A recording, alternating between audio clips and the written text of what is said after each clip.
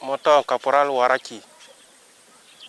Mosso was a man qui m'a fondé à Burkina Faso, particulièrement au capitaine Ibrahim Traoré. A fondé la population en temps particulièrement à Tomane, Kawane, Toane, a fondé à Walwa d'Intoine. A fondé au Diglene, au Danglene, Kouanane, a fondé à Toine, Pure Farsia.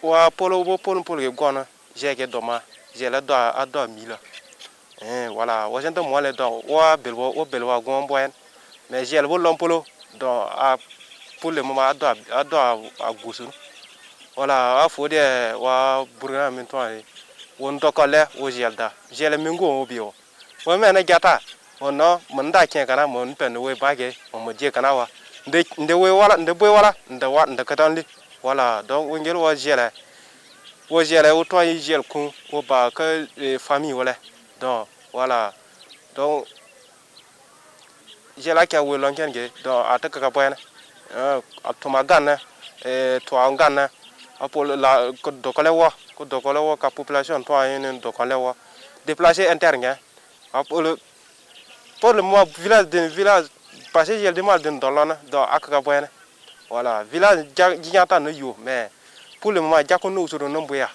apolo dowe wa Burkina gantumali la Burkina misalo la non dowle la no mangete la patrie ou la mort nouvelle crop.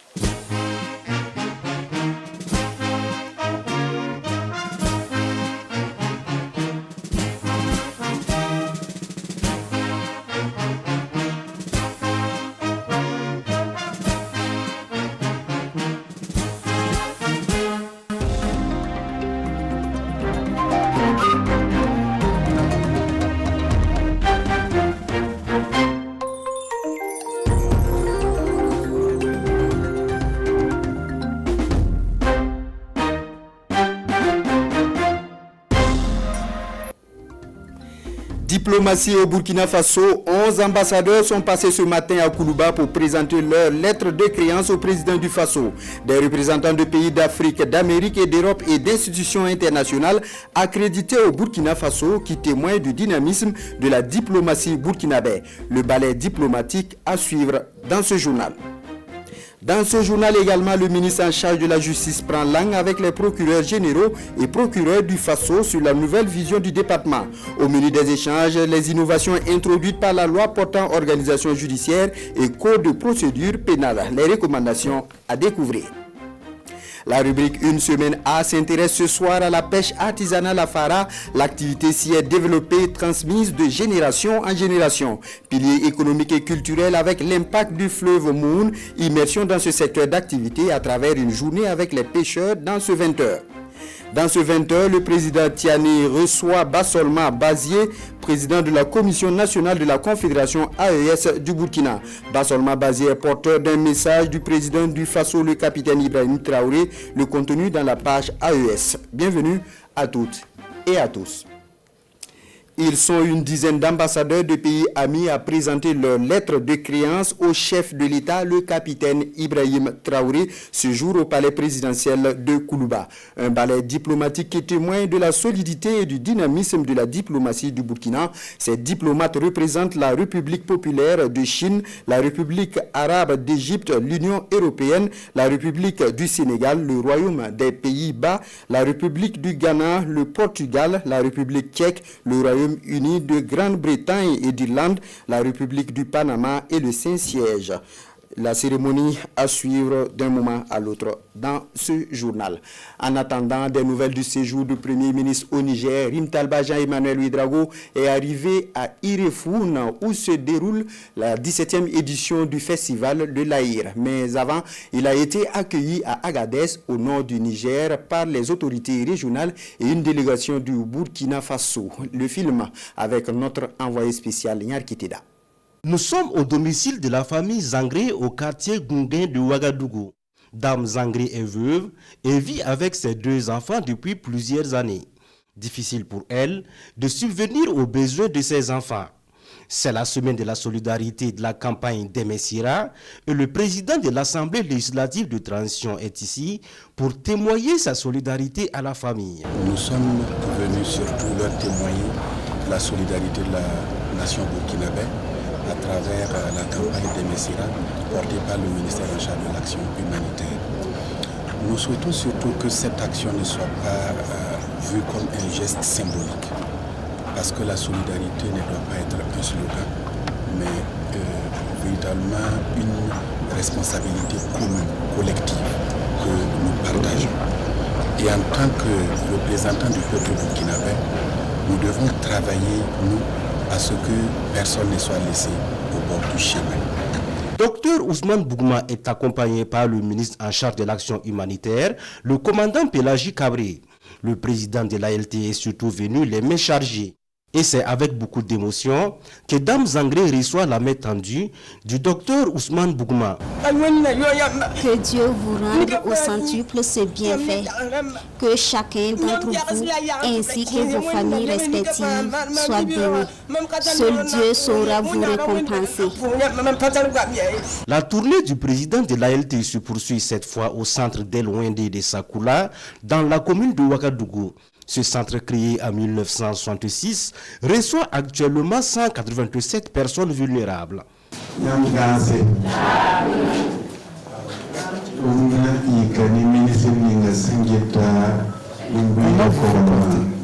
Je suis venu ce matin accompagné du premier responsable en charge de l'action humanitaire et des députés pour vous dire bonjour, pour échanger avec vous et voir comment nous pouvons vous aider.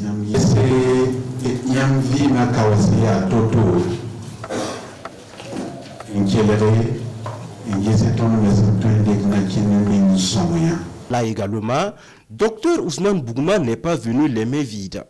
Les pensionnaires du centre d'El Wende de Sakoula remercient les autorités pour les dons reçus.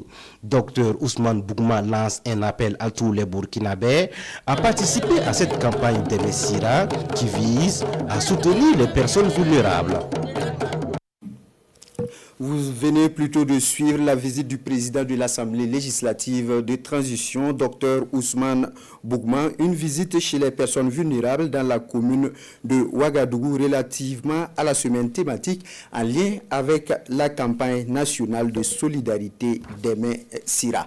Dans le même élan, le ministère de l'Action humanitaire et de la solidarité nationale a initié mercredi dernier à Ouagadougou une visite au sein de l'unité de production artisanale Godé UPA God et le centre de formation d'insertion et d'accompagnement au métier Cefiam, une initiative pour mettre en exergue les valeurs endogènes de solidarité nationale. Plus de détails avec Sayouba Sori.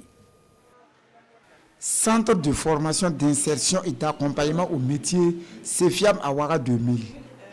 Ici on coupe, là on prend la mesure. La journée pour ces apprenants est la couture. Avec vous, voir ce que vous faites là et puis vous encourager.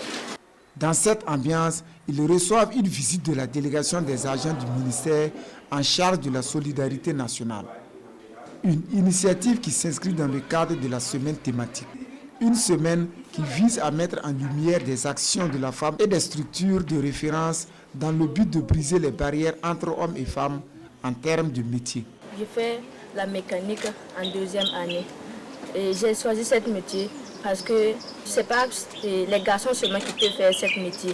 Les filles aussi peuvent apprendre la mécanique pour pouvoir s'en sortir demain. La visite se poursuit également à l'unité de production artisanale de Godé à Kamsonrin, dans l'arrondissement numéro 1 de la ville de Ouagadougou. Ici, le processus de la teinture est expliqué aux hôtes du jour, sans oublier les difficultés auxquelles fait face l'unité. Les difficultés, c'est surtout la vétusté du matériel, des locaux, la disponibilité de l'eau, et également le rythme des métiers, vraiment c'est lent par rapport à la demande actuellement. Souvent aussi, les jeunes filles ne s'intéressent plus trop à ce travail. Pour pallier à certaines difficultés des femmes du centre de Godé, l'opératrice économique Adja Mamounata Velekda s'engage à leur offrir un fourrage. Les visiteurs du jour témoignent leur reconnaissance aux responsables du centre de Godé. Nous constatons que c'est une structure dynamique et qui répond à la vision d'autonomisation de la femme depuis 1987 et qui est aujourd'hui encore d'actualité. Donc nous pensons que nous allons prendre les dispositions avec l'accompagnement de Madame le ministre pour travailler à permettre, à améliorer les performances de cette structure. Créée en août 1987 par le capitaine Thomas Sankara, l'unité de production artisanale Godet vise à renforcer l'autonomisation économique de la femme. Le centre compte 25 femmes à l'interne et plus de 200 hors du centre. Sa production mensuelle est estimée à plus de 2000 pailles par mois. Après la région des Koulsé, c'est au tour de la région du Nazinon de recevoir le flambeau de la solidarité d'Emessira. Hier jeudi, dans la ville de Manga, les populations se sont rassemblées pour être témoins de la remise. Ces populations marquent leur adhésion à l'initiative à travers une collecte spontanée de 377 000 francs CFA. Le film de la remise du flambeau avec Paul Moyenga et Oumou Sissi. La région du Nazinon reçoit officiellement le flambeau de la solidarité des Messira. Une réception solennelle des mains du gouverneur de la région des Koulsé, le colonel-major Blaise Ouedraogo. Massa Dalo Yvette Nakoun Massanon fait ensuite le tour de la place de la Nation de Manga pour présenter le flambeau. Le flambeau que nous recevons aujourd'hui n'est pas qu'un symbole.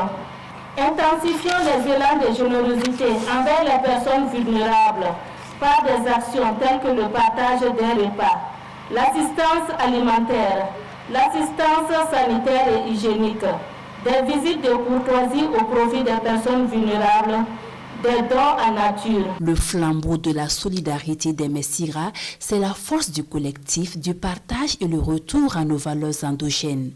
L'arrivée de la caravane de la solidarité ici à Manga marque également le début de la campagne de collecte.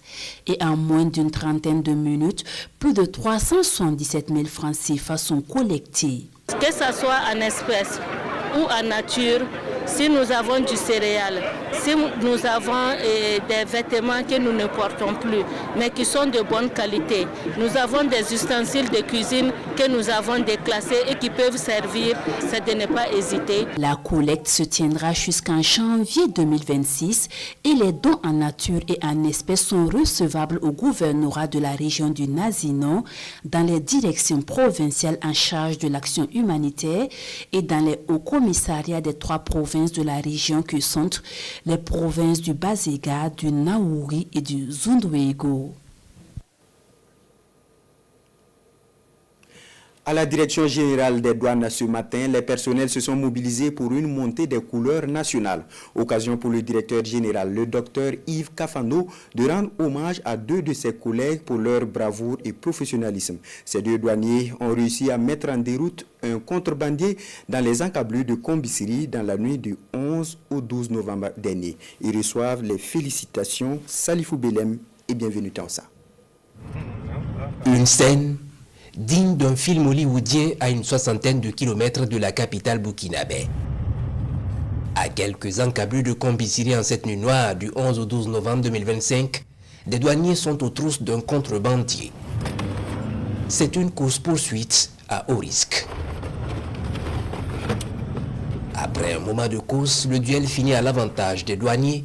Le fraudeur est interpellé et sa marchandise saisie.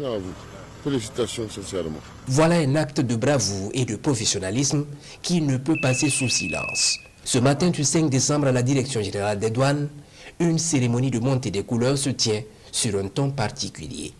Les 2 braves qui ont contribué à ce succès éclatant reçoivent les honneurs du docteur Yves Kafando au nom du chef du département en charge de l'économie, le docteur Boubacar Nakanabo.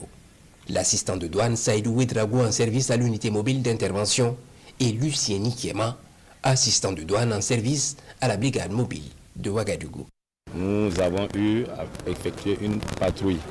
Lors de la patrouille, on a intercepté un véhicule suspect, appelé dans notre jargon kamikaze. Nous avons essayé de l'interpeller et il a refusé. Alors il a pris la fuite. Dans cette fuite, nous avons essayé de le poursuivre. Dans ce sens qu'il y a eu une course-poursuite et à la fin, par la grâce de Dieu, nous avons pu mettre la main sur lui. Ce sont des modèles de patriotisme qui sont ici magnifiés par le directeur général des douanes. À travers cette activité, nous voulons dire aux autres collègues que toutes les fois que des actions pareilles vont être posées dans l'intérêt supérieur de la nation au cours donc de l'exercice de leurs fonctions, évidemment nous serons toujours sensibles à cela. Nous travaillerons à ce que l'économie puisse bien se porter et cela c'est vraiment des actes qui vont permettre évidemment de pouvoir booster donc l'activité économique et commerciale de notre pays. Parce que les missions qui nous sont confiées sont des missions très complexes et de façon solitaire ce n'est pas évident d'y arriver. Donc nous avons besoin de l'effort de tout un chacun de nous parce qu'à tous les niveaux de travail, à tous les postes de travail, chacun a un acte à poser, chacun a un rôle à faire pour qu'ensemble nous puissions donc aboutir aux résultats escomptés. Et le docteur Yves Kafando de rappeler que ce n'est pas le moment de dormir sur les lauriers. Il faut continuer à travailler pour une administration douanière plus efficace et au service de la refondation de l'État. Les Burkinabés du Mali ne veulent pas rester en marge du processus de développement endogène du Burkina Faso. Ils l'ont exprimé à travers des souscriptions à l'APEC, le programme de l'Agence pour le développement communautaire. Venus des différentes régions du Mali, les Burkinabés se sont fortement mobilisés pour l'occasion à Bamako. Le reportage de Isia Kanana. Il ne veut pas rester en marge du nouvel élan entamé par sa mère patrie, le Burkina Faso, sous le leadership du capitaine Ibrahim Traoré. Depuis Toubakoura, à plus de 150 km de Bamako, où il réside depuis plus d'une vingtaine d'années, Isiaka Kone a fait le déplacement ce matin de la capitale malienne pour venir souscrire au programme de l'Agence pour l'entrepreneuriat communautaire. Je suis venu me souscrire pour que mon Faso doit avancer. J'aime bien mon Faso. Oui, j'aime bien le président aussi. Surtout, précisément les trois pays, le Mali, le Niger, le Burkina Faso. L'amour et le développement endogène du Burkina Faso à travers l'engagement des Burkinabés de l'intérieur et de la diaspora. Un engagement patriotique qui guide également Ousmane Baro et Daouda Ouattara au stand pays en plein cœur du Salon international de l'artisanat du Mali. Venus de Koulikoro, ils sont là pour se faire enrôler. C'est une très bonne initiative pour nous. Au retour au Faso, on sait en tout cas il y a des bonus qui nous entendent. Il y a des bonus qui nous entendent. Donc, arriver au Faso, si tu gagnes ces bonus de l'APEC là, en tout cas, ça va t'arranger beaucoup, Inch'Allah. Ça nous concerne tous. Donc, il est demandé à tous les Burkinabés qui résident au Mali, dans la diaspora, de venir s'inscrire. À travers ces souscriptions, la diaspora du Mali réaffirme ainsi sa volonté de contribuer activement au développement endogène du pays des hommes intègres. À ce jour, nous avons enregistré une centaine de souscriptions depuis la mission précédente et jusqu'à présent on sent vraiment de l'engouement, d'où ma voix qui est rouée ce matin parce que j'ai beaucoup parlé. Donc on aimerait vraiment inviter tous nos compatriotes qui sont présents ici au Salon international de l'artisanat du Mali à venir souscrire massivement pour qu'ensemble nous puissions atteindre cette vision souverainiste du président qui est le développement endogène et inclusif du Burkina Faso. Pour ainsi faciliter l'enrôlement des Burkinabés résidant au Mali, une équipe technique de l'APEC est ainsi déployée à Bamako à la faveur de cette 5e édition du Salon international de l'artisanat du Mali. Comme annoncé plus haut, séjour du Premier ministre au Niger, Rim Talba Jean-Emmanuel Ouedraogo est arrivé à Irifouane où se déroule la 17e édition du festival de l'Aïr. Mais avant, il a été accueilli à Agadez au nord du Niger par les autorités régionales et une délégation de Burkinabé. Le film avec notre envoyé spécial, Nyar Kiteda. Il est environ 17h, heure locale, 16h temps universel, heure de Ouagadougou, lorsque cet aéronef de la flotte nigérienne se dépose sur la piste d'atterrissage de l'aéroport international Manou Dayak de Agadez, à quelques 900 km de Niamey. À son bord, les premiers ministres nigériens et burkinabés, Ali Mahamad Lamine Zen et Rim Talba Jean-Emmanuel Ouedraogo, sont en partance pour Irifouane, dans le nord du Niger. Ils marquent une halte dans le chef-lieu de la région à Agadez, où ils sont accueillis au pied de l'avion par les autorités administratives régionales dans la pure tradition. Aux côtés des autorités régionales, les leaders religieux qui bénissent le séjour des deux chefs de gouvernement dans leur région. Également présents à l'aéroport des Burkinabés vivant à Agadez. Leur mobilisation est la manifestation de leur attachement à la mère patrie. Ça m'a fait un grand fierté, un jour inoubliable pour moi aujourd'hui, le 5 décembre 2025. Ça m'a fait un jour inoubliable, un jour fierté que j'ai trouvé mon premier ministre à venir ici, que j'ai pu l'accueillir. Ça me fait de bon. Aujourd'hui, je vais bien dormir. Lui et ses camarades trouveront un autre sommeil ce jour, disent-ils. En attendant, les deux premiers ministres continuent sur Irefouane. En rappel, le premier ministre burkinabé, Rim Talba Jean-Emmanuel Ouedraogo, est invité à la 17e édition du Festival de l'Aïd de Irefouane, dont l'ouverture officielle est prévue pour ce samedi 6 décembre. Bientôt, un complexe immobilier à usage mixte dans le quartier Rimkieta, dans l'arrondissement 8 de Ouagadougou. Le projet est porté par le Centre de gestion des cités CGC et vise à accroître l'offre en matière de logement décent aux populations. Le lancement officiel de la construction avec Romial Patrice Toé. Ce complexe immobilier dont les travaux viennent ainsi d'être lancés va coûter 3,3 milliards de francs CFA à l'État burkinabé. L'infrastructure comprendra 6 immeubles résidentiels en R3, abritant 66 appartements, un immeuble commercial en R+2 et un bâtiment pour 18 boutiques de proximité. Un projet d'envergure pour le Centre de gestion des cités CGC. Le CGC, dans sa mission même de développement en logement, a entrepris de poser la première pierre aujourd'hui. Et ce projet est un projet intégré, un projet qui comprend 7 immeubles. Le temps de livraison de ce projet intégré est de 24 mois. Le début effectif sera en 2026, disons le premier trimestre du mois de 2026. Et on espère vraiment venir à l'inauguration en 2028. Keta, c'est une phase pilote. Nous serons un peu partout, à Bobo, et dans toutes les zones où besoin se sentira. Le complexe immobilier de la cité de l'Espérance de Rimkieta sera bâti sur une superficie de 8400 mètres carrés. Il s'agit ici de la concrétisation de notre politique, de notre vision de densification que nous avons engagée depuis lors, et on va dire sous les orientations des premières autorités du pays.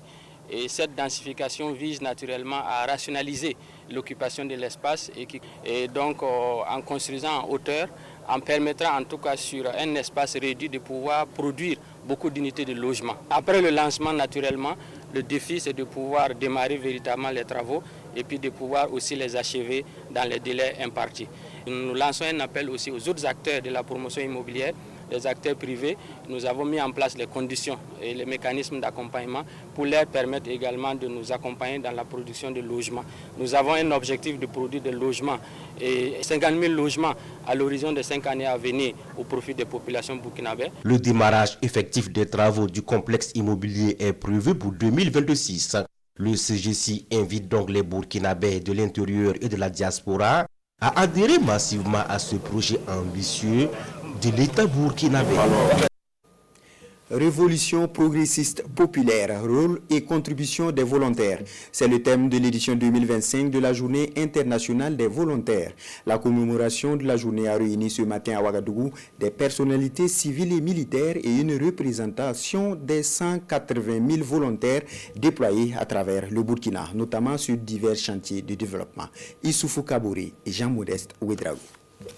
Ils sont le bras actif de la nation, présent sur les chantiers du développement, de la cohésion sociale et de la solidarité. Cette année encore, le Burkina Faso Raomaï a ses 179 000 volontaires engagés au quotidien auprès des populations. Représentant le Premier ministre Rim Talba Jean-Emmanuel Ouedraogo, au patron de la cérémonie, le ministre en charge de la jeunesse a procédé au lancement officiel de la journée. Dans son discours, il a salué une participation active et populaire, véritable boussole des choix stratégiques pour un Burkina Faso plus solidaire. Ce patronage traduit la volonté politique du gouvernement de faire du volontariat national un pilier stratégique et de refondation nationale. Votre accompagnement et votre engagement patriotique renforceront davantage l'élan et la dynamique révolutionnaire déjà enclenchée pour un Burkina Faso nouveau. Honorables invités, mesdames et messieurs, camarades volontaires, au Burkina Faso, tout comme dans d'autres contrées, l'une des formes de participation active et populaire est bien le volontariat. Celui-ci demeure un véritable tremplin pour l'implication de la jeunesse à l'effort national de développement, à l'amélioration de leur employabilité et à leur insertion socio-professionnelle.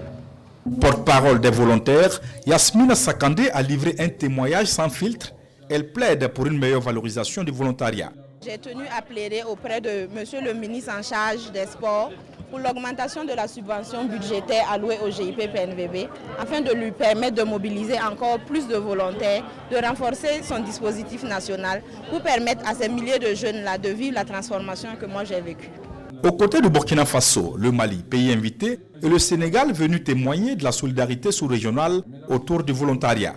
L'UNICEF, partenaire clé, a réaffirmé son soutien au programme national de volontariat, saluant des résultats tangibles au profit des communautés et une parfaite adéquation avec les priorités gouvernementales. Le programme phare de la collaboration de l'UNICEF et le programme national du volontariat du Burkina Faso a été la contribution au déploiement de 15 000 volontaires nationaux, agents de santé communautaires dans 7 régions prioritaires et dans les sites accueillant des déplacés internes afin de rapprocher les services de santé des populations.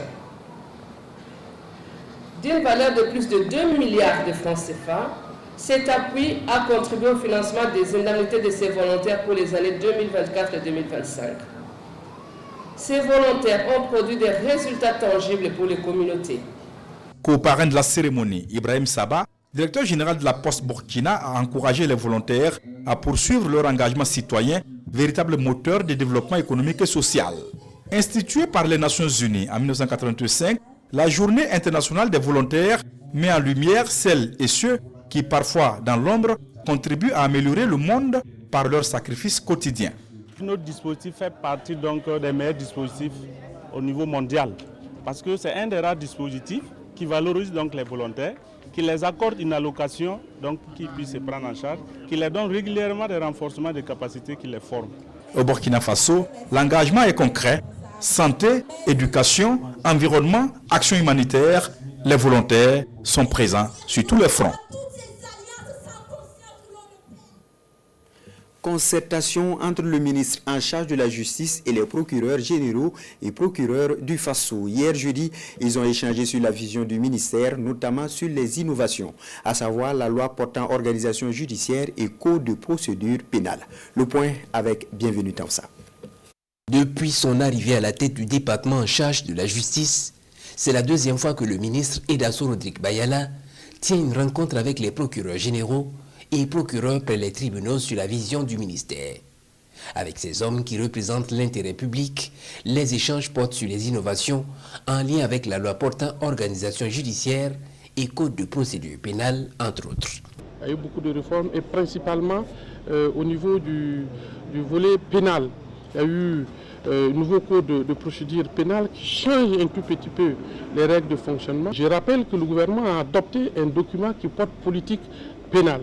Donc bien entendu, il va de soi qu'il y ait une discussion entre le ministre de la Justice et les acteurs clés qui sont les procureurs du Faso qui sont en charge de la mise en œuvre de cette politique pénale pour que le ministre de la Justice puisse rendre compte au gouvernement de la mise en œuvre, de la nouvelle vision voulue par le camarade président, le capitaine Ibrahim Traoré, en matière de justice, à savoir avoir une justice accessible et crédible, équitable, qui répond véritablement aux aspirations du peuple. Et pour répondre aux attentes du justiciable, il est surtout question de faire le point des difficultés rencontrées au quotidien par les acteurs ici présents et d'apporter les réponses nécessaires pour une justice plus efficace. Tout membre donc de parquet ce soir se réjouit de se retrouver autour du ministre de la Justice qui imprime l'autorité en matière donc de l'action pénale et qu'au regard de cette politique pénale, c'est lui qui imprime et nous sommes chargés d'appliquer. Le ministre vous l'a dit,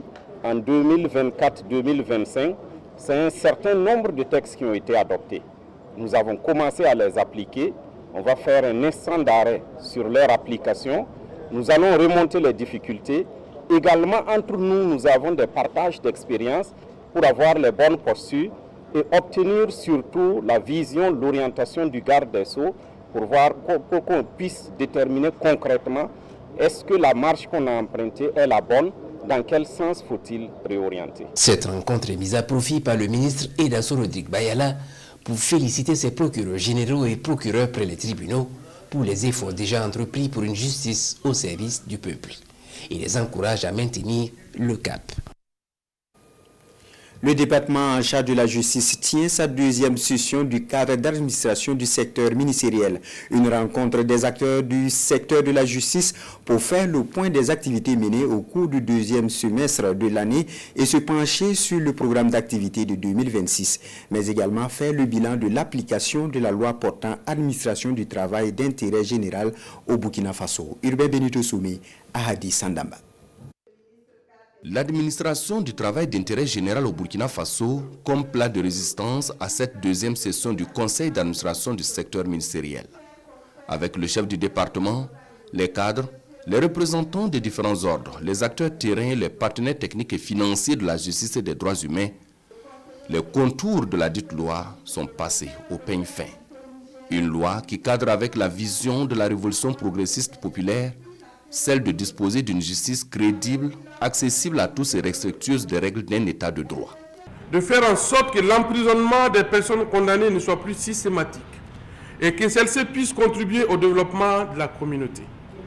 Cette ambition a également pour but de réduire considérablement la surpopulation carcérale dans les établissements pénitentiaires. Ce thème qui fera l'objet d'échanges sera animé par 2 communicateurs et permettra de faire le bilan de la mise en œuvre de la nouvelle loi en mettant en exergue les goulots d'étranglement qui persistent et surtout en dégageant les stratégies pour une mise en œuvre encore plus efficace. La rencontre permet également de se pencher sur les performances du ministère en termes d'acquis engrangés au cours de l'année ainsi que les défis à relever. Et au 31 octobre dernier, l'exécution du programme d'activité 2025 était de 88,28% de taux de réalisation physique pour un taux d'exécution financière de 56,33%. Des performances soutenues par des acquis notables en matière d'accès, d'amélioration du fonctionnement de la justice, mais aussi de promotion et de protection des droits humains. Le jugement de 8743 dossiers correctionnels dans le cadre de l'opération Kajivite, le jugement de 83 dossiers lors des audiences des chambres criminelles, des cours d'appel et des TJ depuis l'adoption du nouveau code de procédure pénale, la tenue de 10 sessions par le pôle judiciaire spécialisé dans la lutte contre le terrorisme, le jugement de 133 dossiers par le pôle judiciaire spécialisé dans la répression des infractions économiques et financières et de la criminalité organisée, l'assistance judiciaire au profit de 1497 personnes, dont 350 femmes et 25 mineurs, le recouvrement de 4 milliards 728 114 805 francs au titre des avoirs saisis et confisqués. Les acquis engrangés, c'est aussi le renforcement de capacité des membres des tribunaux départementaux et d'arrondissement sur leurs attributs, la formation des volontaires pour la défense de la patrie en protection des droits humains, l'assistance judiciaire au profit de plus de 1400 personnes et de nombreuses réformes engagées. Pas plus tard qu'hier, le Conseil des ministres a pris la décision de rétablir la peine de mort au Burkina Faso. Cette décision enchante les Ouagavillois dans leur majorité. Pour eux, cela permettra un bon comportement chez les populations dans leurs actions futures. Les avis avec Moussaki. Tout citoyen burkinabé, auteur d'infractions comme la haute trahison, les actes terroristes et ceux d'espionnage, les détournements financiers de plus de 5 milliards de francs CFA, va subir désormais la peine de mort. Une décision du Conseil des ministres pour répondre aux aspirations du peuple dans le cadre des réformes du secteur de la justice. Pour ces citoyens, le rétablissement de la peine de mort dans le code pénal burkinabé était fortement attendu au regard du contexte sécuritaire et économique du pays. Tu sors à l'extérieur, tu parles mal de Burkina, tu reviens ici et qu'on t'attrape, ça c'est intolérable. Ou soit tu es parmi avec les gadis, ça fait deux, bon, c'est intolérable. Donc de ce côté, on ne s'amuse pas. Tu prends les milliards de peuples, allez s'asseoir grandement, tu manges tranquillement avec tes familles, tu ne penses pas les autres, ceux qui sont les hôpitaux, ceux qui sont quelque part, tu ne penses rien, c'est ta vie seulement qui te plaît. Ah, de ce côté, l'État a bien fait. Ça, on ne t'amuse pas avec ça. Ils ont pris du temps même avant. Si on attrape un terroriste, peine de mort. Si tu voles au-delà de 5 milliards, bon, je trouve que c'est une bonne initiative en tout cas. Ça peut vraiment permettre aux gens d'être droits. Voilà. Les autres pays même sont comme ça. Il y a d'autres là, c'est comme ça, mais le pays avance. Je pense bien que le pays va aller loin. Le Burkina va aller loin. Pour d'autres Burkinabés, le rétablissement de la peine de mort, autrefois abolée en mai 2018 par l'adoption du nouveau code pénal, se veut une décision dissuasive. Il met désormais en garde tout citoyen qui aurait l'intention de trahir son pays, de collaborer ou de pratiquer un acte terroriste, ou tout simplement de détourner des milliards de francs CFA du contribuable burkinabé. Ce que le président, le gouvernement a mis en place, la peine de mort là, c'est quelque chose de bien. Parce que ça va permettre à ceux qui n'étaient pas droits de devenir droits. Parce qu'il y a des gens, ils vont prendre des décisions concernant eux-mêmes. Ils ne vont pas penser que genre, ils sont dans un pays, ils vivent avec des gens. Ils vont passer à eux-mêmes. Donc c'est mieux quand ils vont trahir le pays qu'on leur donne leur sanction normale. Cette décision prise, elle n'est pas mal. Ça va nous amener, nous les Burkinabés, à mieux se conduire et à mieux se comporter. Chacun va se respecter. Et là, dans ce sens, je pense qu'il y a une amélioration dans les conditions de vie. Certains Ouagavillois considèrent cette décision gouvernementale comme un code de bonne conduite et surtout dans le souci de protection des populations. C'est pour protéger tout le monde. Voilà, c'est pour protéger tout le monde. On ne veut pas permettre certaines personnes se permettre à faire ce genre de trucs. Voilà, donc la chose est la bienvenue. Ça permettra vraiment de recadrer les choses. Voilà, donc je pense que vraiment, bon, ce que le gouvernement a pris comme décision, c'est une bonne décision. Et puis surtout, la situation dans laquelle nous sommes là, bon, il faut forcément ça en fait pour pouvoir vraiment, bon, qu'on puisse en tout cas quitter cette situation-là. Tous ces citoyens rencontrés saluent la décision qui vient une fois de plus montrer toute la sérénité dans l'affirmation de l'autorité de l'État pour le bonheur du peuple burkinabé. Les populations à Bobo-Dioulasso ont aussi réagi à la décision de rétablissement de la peine de mort au Burkina Faso. Toutes saluent la démarche du gouvernement qui restaure de plus en plus son autorité. Kadouro Menki. Au cœur du débat national depuis hier, le rétablissement de la peine de mort au Burkina Faso. L'annonce cristallise toutes les attentions. Pour beaucoup, ce choix traduit la détermination des autorités à combattre la criminalité et le terrorisme. On peut légitimement croire que tout État qui est face à des difficultés réagisse avec le droit, qui est un outil d'abord de préservation de l'unité et de l'existence même de l'État. Donc réinstaurer la peine de mort pour lutter efficacement contre les actes de terrorisme ne peut être qu'une bonne chose. Effectivement, face à certains actes vraiment odieux, il n'y a pas une autre solution que de donner la mort. Parce qu'on constate que ceux qui donnent la mort, là, ils ont peur de la mort. Donc c'est bon de leur donner par moment pour qu'ils sachent ce que ça signifie, quoi. En tout cas, j'ai apprécié la peine de mort. Moi, j'ai apprécié le président pour cette décision-là. Dans les rues de Bobo-Dioulasso, le sujet fait parler tout le monde. Certains saluent ce retour comme un levier dissuasif, espérant que la peur du châtiment rétablisse l'ordre. Et pour moi, c'est une belle initiative dans la mesure où ça va permettre à tout un chacun de bien réfléchir avant de prendre certaines décisions voilà, c'est de poser certains axes. Le retour de la peine de mort permettra de mieux sauvegarder l'intérêt général au détriment de l'intérêt individuel. C'est pas facile humainement. Penser c'est pas facile, mais quelque part, il faut quand même appliquer certaines lois pour aider d'autres à vivre dans la paix. Chacun y va de son avis. Dans les rues de Sia, la discussion reste animée entre ceux qui espèrent voir la criminalité reculer et ceux qui craignent les erreurs judiciaires. Place au premier titre de ce journal. Ils sont une dizaine d'ambassadeurs de pays amis à présenter leur lettre de créance au chef de l'État, le capitaine Ibrahim Traoré, ce jour au palais présidentiel de Koulouba. Le ballet diplomatique relaté par Frédéric Nintiema. Ballet diplomatique au palais de Koulouba à Ouagadougou. En signe de vitalité de la diplomatie burkinabé, le chef de l'État, le capitaine Ibrahim Traoré, reçoit 11 nouveaux ambassadeurs de pays amis. Sur le tapis rouge, Deong Zhao de la République populaire de Chine. Premier à présenter ses lettres de créance au président du Faso, c'est un diplomate de carrière avec plus de 30 ans de service au ministère chinois des Affaires étrangères. À sa suite, l'Égyptien Mohamed Zakaria Hussein El Ghazaoui. L'homme a occupé de hautes fonctions au ministère égyptien des Affaires étrangères, parmi lesquelles il a été le vice-ministre adjoint aux Affaires européennes et conseiller politique.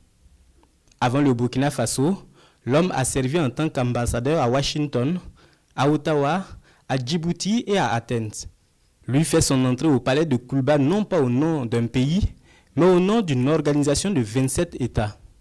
Philippe Broken, diplomate belge, présente ses lettres de créance au capitaine Ibrahim Traoré en qualité d'ambassadeur de l'Union européenne auprès du Burkina Faso. Avant le pays des hommes intègres, le diplomate belge a également servi son pays en tant qu'envoyé spécial pour la région des Grands Lacs. Devant le drapeau burkinabé, Papa Diop du Sénégal. Avec près de 25 ans de carrière au ministère des Affaires étrangères au pays de la Teranga. Depuis Ouagadougou, il entend représenter son pays et travailler au renforcement de l'axe Ouagadougou-Dakar. Peter Smith van Gelder nous vient du Pays-Bas. Il entend représenter son pays au Burkina Faso dans le cadre de la coopération bilatérale.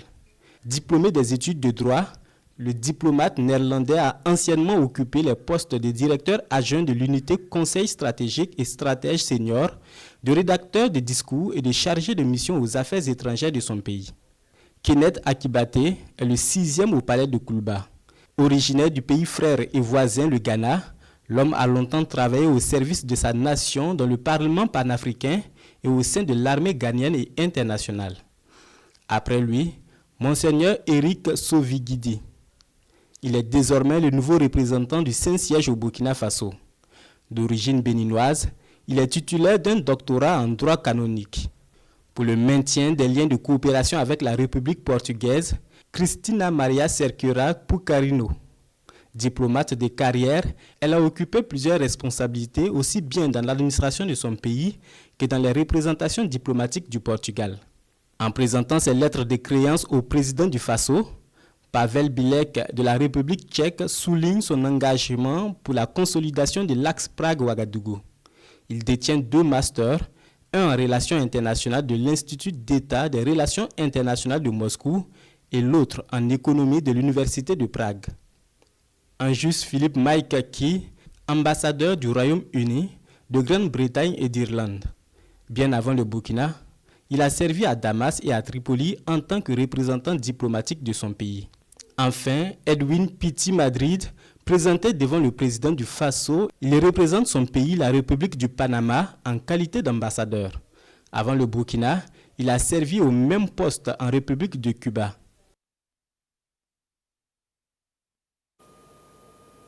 Dans l'actualité ce soir, on se rappelle l'incendie du marché de Paspanga à Ouagadougou. Ce vendredi, une délégation de la Chambre de commerce s'est rendue sur les lieux pour constater de visu les dégâts causés par l'incendie.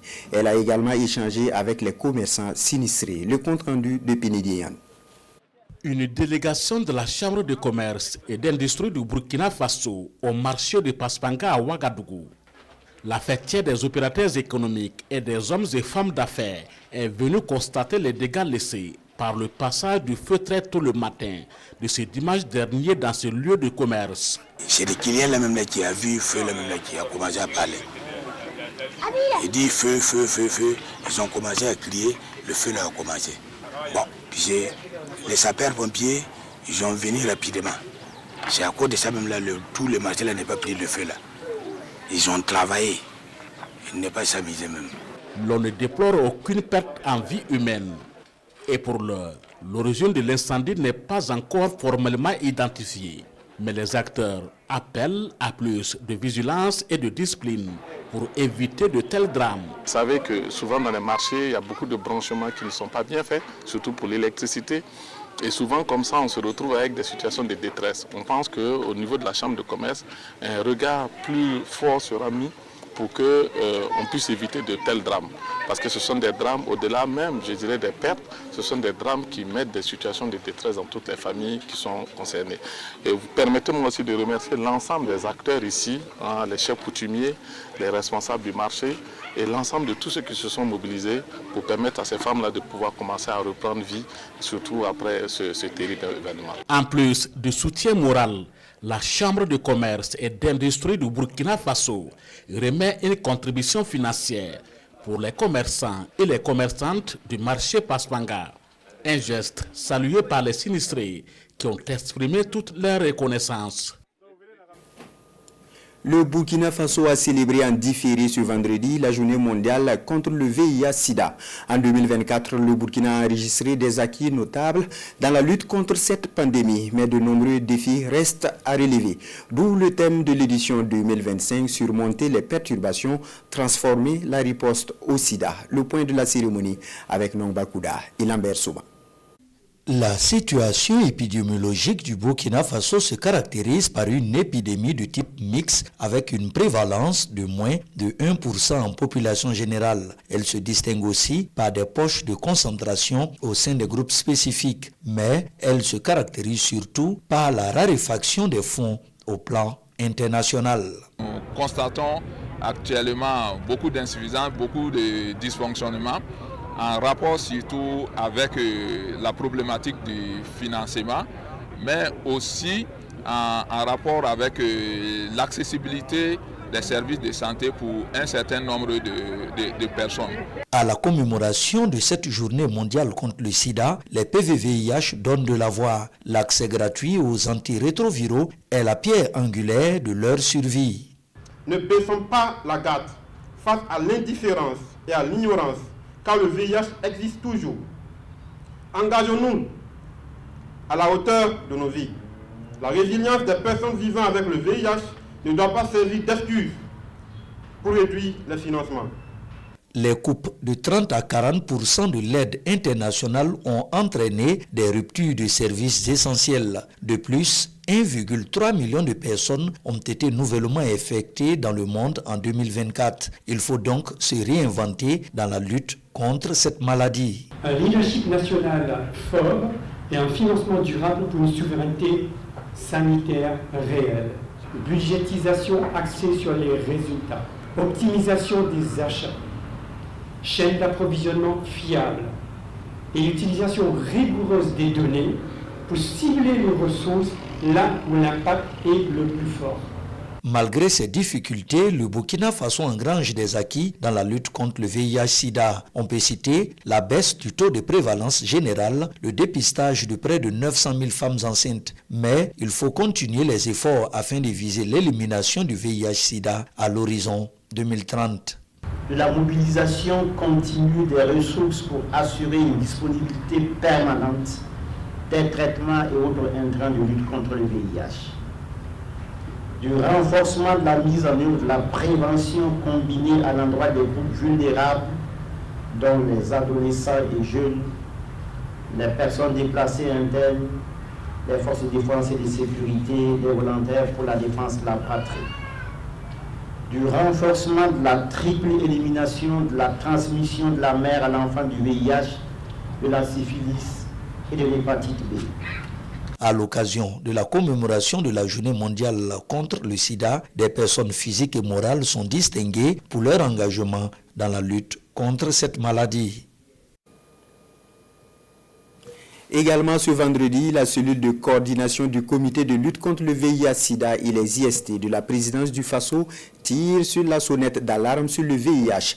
Elle a initié une conférence publique sur plusieurs maladies, une séance de sensibilisation de personnel civil et militaire de l'institution axée sur le VIH-Sida et les IST et la tension artérielle et le stress au travail. Urbain Benito Somé à Addis Abeba pour plus de précisions. Avec des communications assez pointues et des images d'illustration à l'appui, le personnel civil et militaire de la présidence du Faso s'imprègne ici des modes de transmission, de la manifestation ainsi que des différentes méthodes de prévention du VIH-Sida et autres infections sexuellement transmissibles. Une conférence publique portée par la cellule de coordination du comité de lutte contre le VIH-Sida et les IST de la présidence du Faso.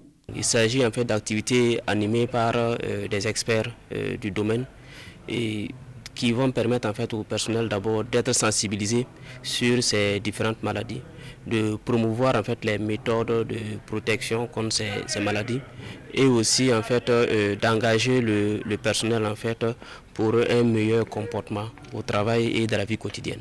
Aussi amener les agents à utiliser le préservatif, qui est un moyen de prévention, de protection également contre le VIH. Et aussi amener les gens à se dépister, aller vers les centres de dépistage pour connaître leur sérologie. Parce que de nos jours, il y a des produits, des ARV qui sont là pour aider les gens à gérer la maladie. Cette séance de sensibilisation est également le lieu pour renforcer les capacités des agents sur deux pathologies non moins importantes. De communication sur la tension artérielle et le stress au travail. Il s'agit de présenter au personnel les symptômes ainsi que les précautions à prendre pour éviter la tension artérielle et le stress au travail.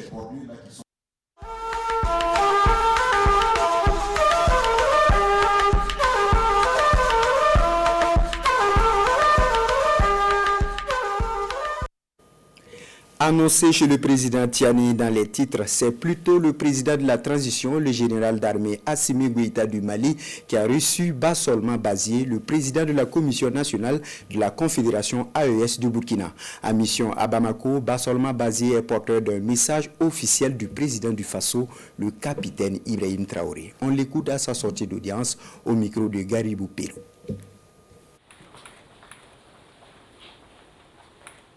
Vous nous permettez de saluer et de signifier notre profonde reconnaissance à son Excellence, le président de la Confédération des États du Sahel, pour la disponibilité et l'ensemble des conditions réunies pour nous recevoir afin de nous permettre de lui transmettre le message. Et pour finir, c'est en même temps inviter l'ensemble des peuples de l'espace du Sahel qui constitue un peuple dans un espace et un avenir commun, de renforcer la solidarité, de renforcer l'unité, de renforcer la cohésion afin d'accompagner de façon ferme les trois chefs d'État au niveau de la Confédération des États du Sahel. Prenant particulièrement le Mali, vous savez très bien que quand on regarde dans l'histoire, c'est un pays qui a été au cœur d'un certain nombre de décisions dans le combat africain engagé pour la libération des peuples africains. Je ne vais pas faire beaucoup de rappels, mais vous savez très bien que le Mali a connu le battement cardiaque en 1959 de la fédération du Mali qui devait permettre aux pays africains, surtout francophones, de parler de la même voix. Vous constaterez également que c'est avec le même Mali, ex-Mandingue, qu'il y a eu la première déclaration universelle des droits de l'homme, appelée Charte de Kouroukanfouga, en 1236. C'est encore le même Mali qui a permis à l'Afrique de mettre le premier pied sur la terre américaine en 1312, 180 ans avant Christophe Colomb. C'est encore le même Mandingue, actuel Mali, qu'il y a eu la rencontre de création du Rassemblement démocratique africain en 1946. Et c'est encore le même Mali où il y a eu, le 16 septembre 2023, la création de l'Alliance des États du Sahel à travers l'appréciation de la charte du Liptako Gourma. Nous ne peut qu'être très fiers qu'on nous transmette un message fraternel par nos modestes personnes, transmettre un message de vive voix, de fraternité entre les deux chefs d'État. Cap maintenant sur le Niger où le président de la République, chef de l'État, le général d'armée Abdraman Tiani, a reçu en audience les membres de l'Observatoire national de la communication. Une audience au cours de laquelle il a été question de régulation, de responsabilité et de lutte contre la désinformation. Le résumé avec Abdul Karim Maman Barmou et Askou Djibrila. Cette audience du président de la République, chef de l'État, le général d'armée Abdraman Tiani, accordée aux membres de l'Observatoire national de la communication, intervient à un moment où la maîtrise de l'information et la crédibilité des médias sont devenus des enjeux stratégiques. Face au chef de l'État, les membres de la délégation ont fait le point de leur visite des médias publics et privés avant d'exprimer leur gratitude pour cette marque de confiance placée en eux pour garantir une communication professionnelle, éthique et au service de l'intérêt général. Nous avons profité de cette visite pour lui parler du tour qu'on a fait de toutes les rédactions des télés, des radios, des journaux de la capitale, pour lui remonter le sentiment des acteurs de la presse, pour lui remonter surtout les attentes des acteurs de la presse et surtout aussi des problèmes qui sont en train de miner ce secteur médiatique. Le président de la République, son Excellence, le général d'armée Abdraman Tiani, a pris bonne note et nous a assuré de son accompagnement. Mais ce qu'il faut dire, au cours de cet entretien, le président de la République nous a parlé de l'attente, non pas de sa propre personne, mais l'attente du peuple entier. C'est-à-dire un pays qui doit être une citadelle contre toutes les mauvaises informations qui pullulent. Il faut reconnaître une chose, le président est garant de cette liberté d'expression. Il nous a prouvé qu'il n'en fera aucun ombrage. Il fera de son mieux pour accompagner, pour que ce pays soit refondé, mais sur des bases saines, sur le plan de la communication. Il a dit que le combat qui nous est livré est un combat injuste, parce que, il faut le reconnaître, notre pays est agressé de toutes parts, et surtout sur le plan communicationnel. Donc comme on ne peut plus toucher à notre intégrité physique, il faut complètement duplier notre morale, c'est-à-dire des gens qui sapent la morale de notre jeunesse à travers des plateformes qui ne sont pas des plateformes innocentes. Donc le président nous a donné carte blanche pour travailler dans le droit chemin de faire prospérer la liberté d'expression, mais la vraie information, celle qui est utile pour le pays, pour le peuple nigérien, pour la République. Cette rencontre dense, franche et décisive rappelle que dans ce contexte de refondation, la bataille de l'information est non seulement une bataille pour la stabilité nationale, mais aussi une lutte contre la désinformation et le renforcement de la confiance entre médias, institutions et citoyens. Notons que l'audience s'est déroulée en présence du ministre de la Justice et des Droits de l'Homme, garde des Sceaux, chargé des relations avec les institutions, Alio Daouda.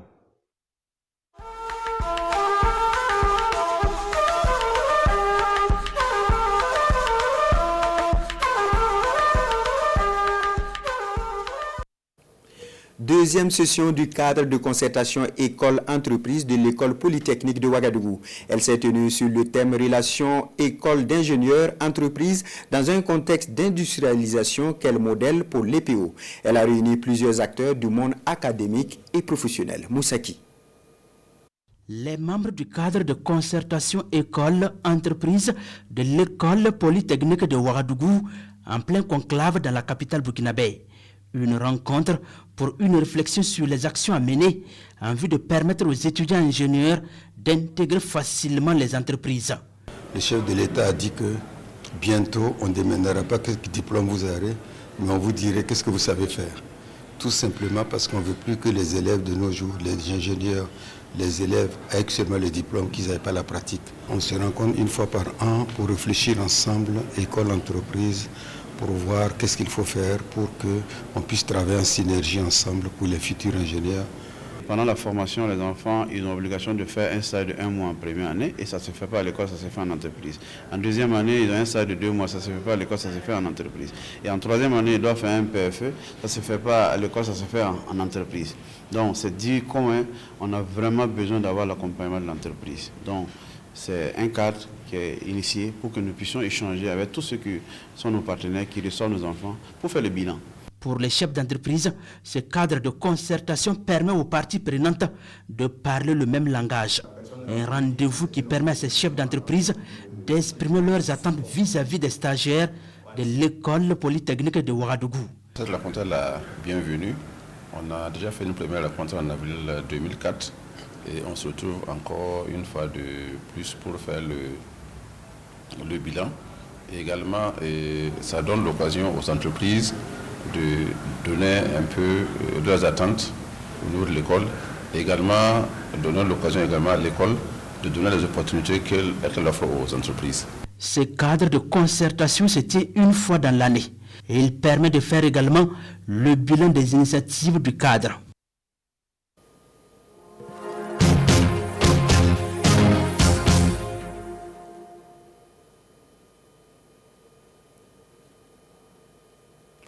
La pêche à Fara, cette activité est transmise de génération en génération dans la localité.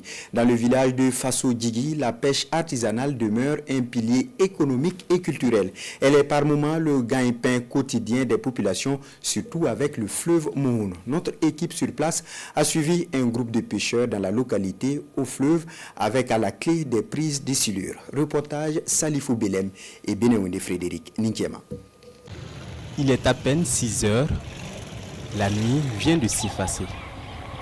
Dans ce nuage de verre où cris et chants d'oiseaux bercent le lever du soleil, des bruits de moteurs se font sentir ici, tout près du fleuve Mouhoun, au village Fasso-Djigui de la commune de Fara.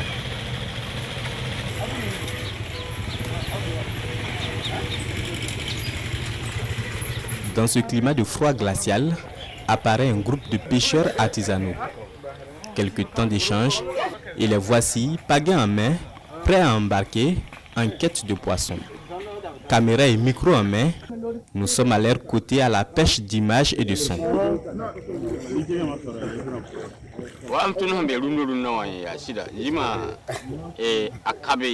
À cette période de l'année, il n'y a pas trop de poissons par ici. C'est dû en partie au courant d'eau qui est très fort présentement. En plus, il faut reconnaître que le niveau de l'eau est assez élevé. La période propice, c'est quand la profondeur de l'eau ne dépasse pas 2 mètres ou pendant la saison des pluies, quand l'eau déborde et s'étale à plus d'1 kilomètre. Quand les uns déploient les filets, les autres, eux, laissent immerger ces longs chapelets d'hameçons. Dans cette commune, la pêche n'est pas seulement une activité économique. C'est aussi un héritage transmis de génération en génération. Chaque jour, avant même que le soleil ne se lève, les pêcheurs se rassemblent soit pour placer leurs outils, soit pour sortir les prises.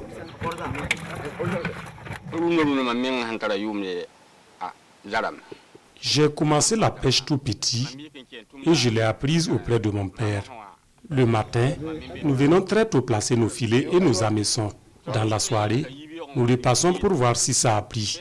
C'est une activité que nous menons au quotidien et il arrive parfois que chacun gagne ici plus de 60, 50 ou 40 kilos de poissons. Du poisson silure pour alimenter le marché local ou pour la consommation familiale. Ces hommes connaissent ces eaux par cœur, les courants, les endroits où les poissons viennent se nourrir. L'activité se mène modestement avec les filets tissés localement et des pirogues conçues des mains des menuisiers de la commune.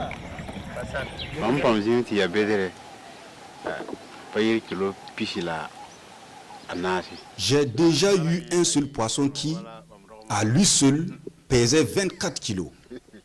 Un matin, je suis venu placer mon hameçon et le lendemain matin, je reviens le sortir. Et qu'est-ce que je vois? un gros poisson. Ce jour-là, c'était la joie totale.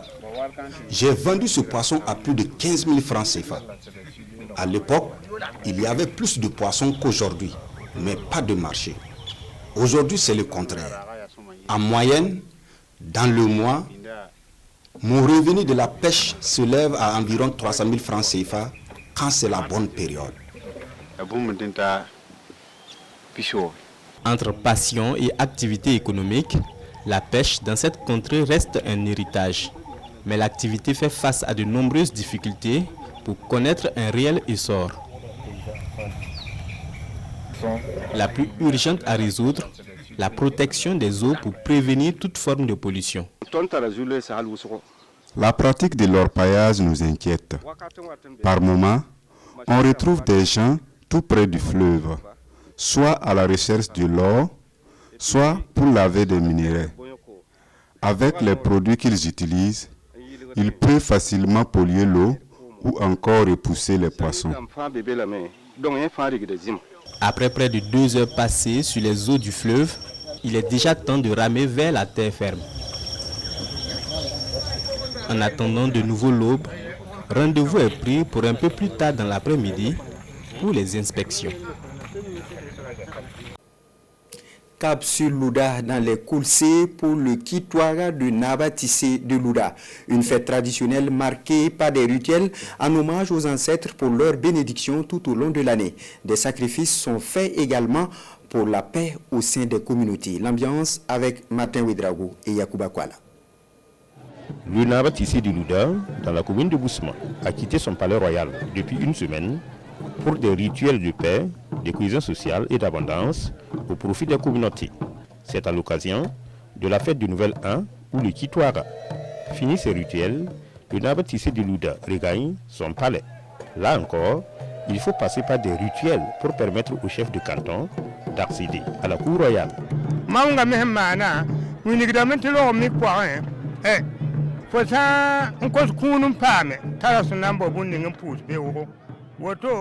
Ce sacrifice est fait pour dire merci aux ancêtres pour leur assistance. C'est un sacrifice qui se fait chaque année avec des poulets. Nous immolons un bœuf ici pour les ancêtres et un bœuf au cimetière des chefs et dans la nuit pour honorer les ancêtres.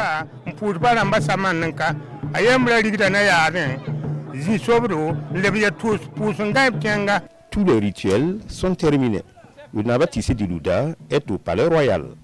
Assis sur son trône, il implore Allah, imam des ancêtres, à protéger la communauté d'ici et d'ailleurs. Chaque année que Dieu fait, après donc les récoltes, nous remercions nos ancêtres. Ils nous ont permis d'être vivants et de nous avoir tout donné au cours de toute l'année 2025, bien sûr. Le message que j'ai pour la population du canton de Louda, c'est un message de cohésion sociale, un message de résilience pour tout le peuple du Burkina Faso. Vous savez, depuis un certain temps, il y a 3 peuples qui se sont réunis, à savoir le Burkina, le Niger et le Mali. J'allais dire que c'est une grâce divine pour ces peuples-là. J'allais dire que c'est une porte de sortie pour ces peuples-là, pour nous-mêmes. J'appelle tout le monde à la solidarité, au soutien de l'AES, pour que nous puissions sortir du carcan de la pauvreté et de l'esclavage. À ce Kitwara de Nabatissé de Louda, les allégeances sont parvenues de toutes parts. C'est le cas de l'amicale des anciens de la gendarmerie. Nabatissé a été mon collaborateur quand j'étais chef d'état-major de la gendarmerie. Nous avons bien collaboré jusqu'à ce qu'il prenne la retraite. Donc aujourd'hui, ce fut un plaisir pour moi de l'accompagner justement pour sa fête coutumière. Et lui dire que j'ai pris Dieu et les ancêtres pour que lui-même d'abord il soit en très bonne santé, que sa communauté se porte bien. Le Nabatissé de Louda insiste. Il appelle les populations à s'accepter, à vivre ensemble pour un Burkina de paix en faveur du développement. Demain 6 décembre 2025, Ouagadougou vibrera au rythme de la musique zouk avec Jackie Rapon, Thierry Kam et Amity Meria. Sur l'organisation pratique de l'événement, les organisateurs ont rencontré les hommes et femmes de médias. Sayouba Souri pour le point.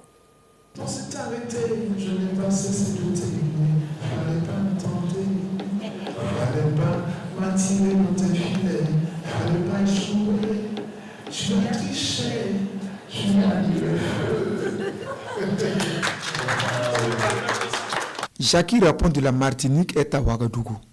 Ce spécialiste de la musique zouk est là pour offrir une soirée entièrement dédiée au zouk love au public burkinabé. Thierry Kam de la Guadeloupe sera aussi de la partie à cette soirée dédiée à ce style musical des années 1970. À travers donc ce concert, Philby souhaite offrir un espace où anciennes comme nouvelles générations pourront revivre des moments forts, replonger donc dans l'ambiance des années d'or du Zouk Love et célébrer la richesse donc de ces musiques qui ont bercé des millions de cœurs. Et c'est un spectacle premium dans une configuration qui va privilégier la proximité, la douceur, la qualité sonore et l'élégance. Le public vivra donc 3 prestations exceptionnelles, on le disait tantôt, accompagnées d'un orchestre live et d'une scénographie immersive, pensée pour replonger chacun dans l'univers authentique de Zouk Love. La star burkinabé Amity Meria, l'une des pionnières de la musique afro-urbaine aux colorations mandingues au Burkina Faso, accompagne l'organisation de cette soirée du Zouk Love de Ouagadougou. C'est un honneur pour moi d'assurer la direction artistique de cette soirée. Je sais que la soirée sera très très belle. En tout cas, nous attendons le public et en toute intimité, ce sera une soirée féerique, une soirée sublime, une soirée glamour et tout ce qui va avec. La soirée Zouk Love est ouverte au public ce 6 décembre 2025 à l'hôtel Silmandé à partir de 20h. Les tickets sont disponibles au prix individuel de 50 000 francs et 500 000 francs par table pour les entreprises. À l'occasion, un dîner est offert au public. Sport, football, Cannes U15 2026, le Burkina chez les filles et le Bénin chez les garçons se sont qualifiés pour la compétition en battant respectivement les U15 filles du Ghana par 1-0 et les U15 garçons du Niger au tir au but 5-4 après le nul d'un but partout au tournoi Oufoa B. C'était hier jeudi à Ouagadougou, le résumé avec Alain Didier Compaoré. Les bébés talents filles iront à la CAN de leur catégorie en 2026. Une qualification acquise devant les Black Starlet filles du Ghana à la finale du tournoi UFOAB U15 par 1-0. Dans cette finale très engagée, les Ghanéennes sont les maîtresses du jeu. Physique, mobile et technique, elles imposent le rythme à suivre. Mais les étalons filles sont disciplinées tactiquement et contiennent les assauts ghanéens. Mieux, elles ne procèdent pas des contres qui vont s'avérer fatales pour le Ghana à la 19e minute. Lancée en profondeur, Marie-Louise Pakmorda est faussée dans la zone de vérité du Ghana. L'arbitre ne tergiverse pas et indique le point de pénalty. Pakmorda se rend justice en transformant le pénalty. 1-0 pour les étalons U15 filles. C'est sur cet avantage d'1-0 pour les Burkinabés que la mi-temps intervient. Au retour du break, les étalons U15 ne se contentent pas de défendre leurs acquis. Elles attaquent comme sur cette offensive de Karine Koribier. À 3 minutes de la fin du match, Marguerite Akosua rate sa tête d'égalisation. La pression devient infernale dans le camp burkinabé. Les filles plient mais n'iront pas jusqu'au terme du temps réglementaire. 1-0, c'est le score final pour les étalons qui se qualifient pour la CAN U15 filles. Sur les garçons, on assiste également à une finale très relevée entre Nigériens et Béninois. Mais c'est finalement le Bénin qui représentera l'UFOAB en garçon à la CAN U15 grâce à sa victoire 5 tirs au but contre 4 après un nul d'un but partout contre le Niger. Les vainqueurs du tournoi, le Burkina en filles et le Bénin en garçons, reçoivent chacun 100 000 $, le trophée et la médaille d'or. 75 000 $ et la médaille d'argent pour le Niger en garçon et le Ghana en filles. 50 000 $ et la médaille de bronze pour les Amazones du Bénin et les éléphantos U15 de la Côte d'Ivoire. La Côte d'Ivoire remporte la 5e édition de la Coupe des ambassades devant l'Égypte. Hier, jeudi, à Ouagadougou, les éléphants diplomates ont fait les pharaons diplomates sur le score de 5-1. Le reportage de Alassane Kendribego et Lassina Sawadou. La Côte d'Ivoire fait main basse sur la 5e édition de la Coupe des ambassades. En finale, les éléphants ont disposé des pharaons d'Égypte. Une affiche Côte d'Ivoire-Égypte a toujours une saveur particulière, même dans le domaine diplomatique. Pour l'acte final de ce rendez-vous sportif des missions diplomatiques au Burkina Faso, l'on a eu droit à la présence de 17 équipes qui ont pris part à la compétition organisée par le ministère en charge des sports. Le face-à-face Côte d'Ivoire-Égypte a mis en exergue la transversalité des nationalités, avec dans le cas égyptien un certain Mohamed Koufi. Burkinabé, 18 ans de vie au bord du Nil, est né en Côte d'Ivoire. J'ai 3 pays, j'ai dit la Côte d'Ivoire, le Burkina et l'Égypte. Parce que l'Égypte, j'ai fait plein d'années là-bas, j'ai fait plus de 18 ans en Égypte. Donc c'est comme un pays pour moi aujourd'hui. Et tout le monde m'aime là-bas. Et jouer avec eux contre mon autre pays, je pense que c'est le fair play qui gagne. C'est cela, l'amitié entre les peuples. Et sur le terrain, Mohamed Koufi ne pourra pas freiner la furia ivoirienne. Antoine Koufi, auteur d'un triplé, Ousmane Ouedraogo et Mohamed Dao vont inscrire les 5 buts ivoiriens contre un seul pour l'Égypte. Succès sans bavure de 5-1 pour la Côte d'Ivoire. Nous sommes très heureux d'avoir remporté cette 5e édition de la Coupe des ambassades. Ce fut vraiment un réel plaisir de participer et félicitations aux organisateurs qui ont su fédérer le personnel diplomatique autour du sport rock et le football. Et vraiment, on n'a aménagé aucun effort vraiment pour que Dame Coupe choisisse la Côte d'Ivoire. Et comme dans les us et coutumes diplomatiques, personne ne perd. Chaque délégation a reçu un trophée de participation. Le Mali lui termine au pied du podium. Le Bénin accroche la 3e place. L'Égypte est vice-championne. Et la Côte d'Ivoire est au sommet. Satisfait donc pour l'organisation. La Coupe des ambassades est devenue une tradition. Et à travers cette tradition, le ministère en charge des sports voudrait passer 2 messages.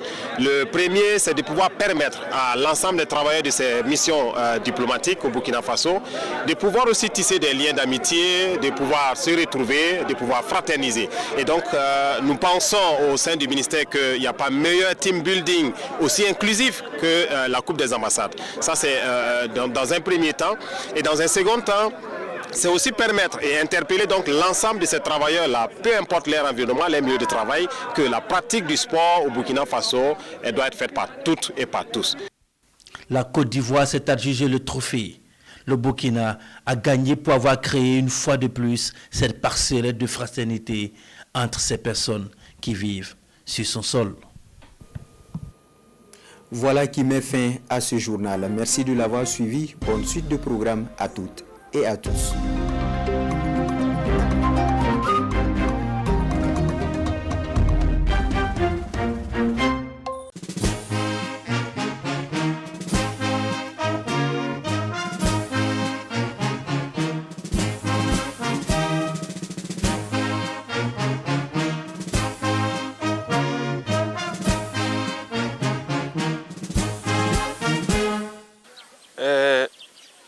Caporal Waraki, Mossou Wosamen qui m'a fait des Burkina Zanton, particulièrement au capitaine Ibrahim Traoré, il faut des populations Antoine, particulièrement à Tomana, Kawana, Toana, il faut des Walwa d'Antoine, il faut des Diglene ou Danglene, Kouana, il faut des Antoine Pierre Farcia. Wa polo bo polo polo ke gona je ke doma je la do a do mila voilà wa gente mo le do wa belwa gon boyen mais gel bo lompolo do a pour le moment ado a gusu voilà a fo de wa Burkina min to ay won to kale wo gelda gel mingo obio wo mena gata wono mun da ken kana mun pen we bage mo je kana wa nde we wala nde boy wala nde katanli voilà donc wo ngel wo gel wo to ay gel kun wo ba ka famille wala donc voilà donc gel ka we lonken ge donc ataka ka boyana atuma ganna to angana apol la ko dokole ka population to ayene dokole wa déplacer interne apol pour le moment village passer gel de mal dans lana dans akaka boyana voilà village jigata no yo mais pour le moment jakono so do nomboya apol wa do we wa Burkina gantumali la Burkina misalo la non doble la no mongepe la patrie ou la mort nouvelle crop.